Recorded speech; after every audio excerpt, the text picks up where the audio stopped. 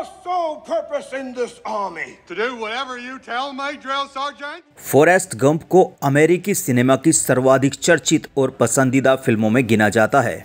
आमिर खान जिस फिल्म को लाल सिंह चड्ढा नाम से लेकर आने वाले हैं, ये एक बड़ी ही हिम्मत का काम है। उस फिल्म ने साल 1995 में अमेरिकी सिनेमा में मील का पत्थर कही जाने वाली 2 फिल्मों को पीछे छोड़कर सर्वश्रेष्ठ फिल्म का सबसे महत्वपूर्ण ऑस्कर पुरस्कार जीता था। ये फिल्में थी सिनेमा का चेहरा आगे चलकर बदल देने वाली टैरेंटिनो की पल्प फिक्शन और दुनिया की महानतम फिल्मों में गिनी जाने वाली the Shawshank redemption.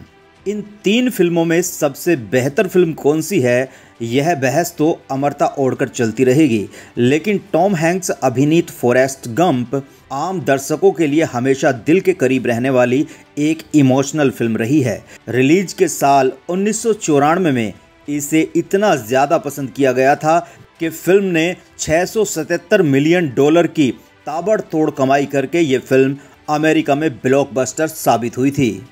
Forrest Gump film किसी एक मुद्दे पर नहीं है, इसमें कई बातें हैं, कई किस्से हैं, कई मुद्दे हैं। ये फिल्म फॉरेस्ट गंप की कहानी है, उसकी ज़िंदगी में कई महत्वपूर्ण घटनाओं की कहानी है।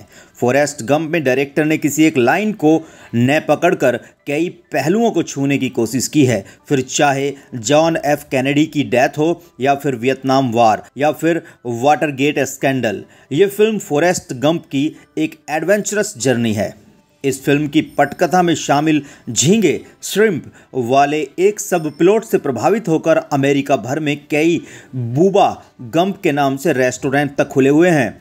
बूबा फिल्म में टॉम हैंक्स के पात्र फॉरेस्ट गंप का अश्वेत दोस्त था, जिसे झींगा पकड़ने का अपना पारिवारिक व्यवसाय छोड़कर वियतनाम युद्ध में शामिल होना पड़ता है। उसकी मौत के बाद गंप उसे दिया हुआ अपना वायदा पूरा करने समंदर में उतर जाता है। इसके कई संवाद लोगों की ज़बान पर आज भी चढ़े मिलते हैं, खासकर run forest run, life is like a box of chocolates. समाज के चलन के हिसाब से नए शब्दों का लेखा जोखा रखने वाली अर्बन डिक्शनरी तक में फॉरेस्ट गंप नाम का शब्द एक नई परिभाषा हासिल कर चुका है, जो कि समाज पर इस फिल्म के पड़े प्रभाव से गढ़ी गई है। अमेरिका की राष्ट्रीय लाइब्रेरी का दर्जा रखने वाली लाइब्रेरी ऑफ कांग्रेस ने 2011 में अपनी नेशनल फिल्म रजिस्ट्री के अंतर्गत इस पॉपुलर फिल्म को संरक्षित करने का फैसला लिया था। उस वक्त ऐसा करने की वजह बताते हुए जो कहा गया था वो अमेरिका संदर्भ में इस फिल्म की एकदम सटीक व्याख्या भी है। सांस्कृतिक, ऐतिहासिक और कलात्मक रूप से एक महत्वपूर्ण फिल्म। आपको बता दें, फॉरेस्ट गंप विंस्टन ग्रूम के इसी नाम के नॉवल, जो कि 1986 में आया था, उस पर आधारित थी। नॉवल का मुख्य पात्र तो कई और भी रोमांचक यात्राओं का हिस्सा बना था, लेकिन फिल्म ने सिर्फ उन हैरत अंगेज घटनाओं को स्क्रिप्ट में शामिल किया जिसे कि दर्शक पचा सकें। किताब वाला गंप गांजा पीने से लेकर नासा के लिए काम करते करते वन मानुस के साथ अंतरिक्ष की यात्रा तक भी करके आ जाता है।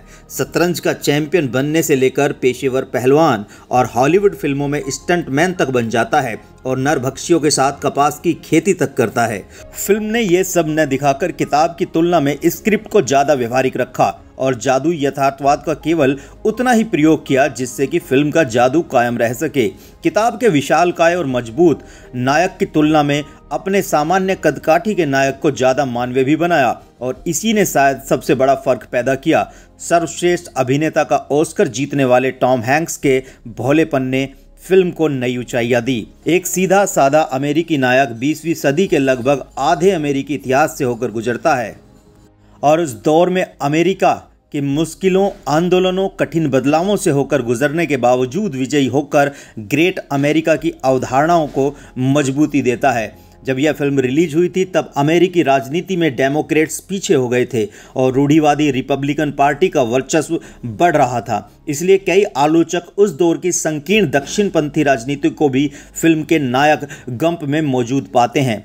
फॉरेस्ट गंप वियतनाम युद्ध पर सीधे सीधे प्रहार नहीं करती। किताब में तो कई जगह नायक इस युद्ध की सीधी सीधी आलोचना कर देता है, ए बंच ऑफ शिट, लेकिन सैनिकों पर युद्ध के पड़ते दुष्परिणामों को दिखाने के बावजूद फिल्म कभी भी सीधे तौर पर वियतनाम युद्ध पर आलोचनात्मक टिप्पणी नहीं करती। आलोचकों को यह कमी इसलिए भी करती है क्योंकि फिल्म के एक मशहूर सीन में गंप हजारों की तादाद में इकट्ठा हुए युद्ध विरोधी अमेरिकियों के बीच वियतनाम वार की सच्चाई बताने जा रहा होता है कि तभी कोई स्पीकर के तार निकाल देता है। वहां मौजूद अमेरिकियों की तरह ही फिल्म देखने वाला दर्शक भी नहीं सुन पाता कि युद्ध की विभीषिका भोगने वाला नायक इस बेमतलब के युद्ध के बारे में क्या सोचता है। कई आलोचक इस मशहूर सीन को महान फिल्म फॉरेस्ट गंप की पलायनवादी प्रवृत्ति से जोड़कर देखते हैं। 150 करोड़ के मोटे बजट से बनाई गई फिल्म लाल सिंह चड्ढा जल्द ही सिनेमाघरों में आने को तैयार है। एक तरफ फिल्म को विरोध देखने को मिल रहा है और दूसरी तरफ पूरे हिंदुस्तान के लोग ये सिनेमा देखना चाहते हैं कि फॉरेस्ट गंप को आखिर आमिर खान ने किस तरह से अडॉप्ट किया है। यदि आपने अभी तक फॉरेस्ट गंप फिल्म नहीं देखी है तो आपको ये फिल्म देखनी चाहिए। यकीन मानिए फॉरेस्ट गंप आपके जीवन की सबसे बेहतरीन फिल्म होगी। और उसके बाद आप लाल सिंह चड्ढा भी जरूर देखिए ताकि एक बेहतरीन कंपेयर आप कर सकें।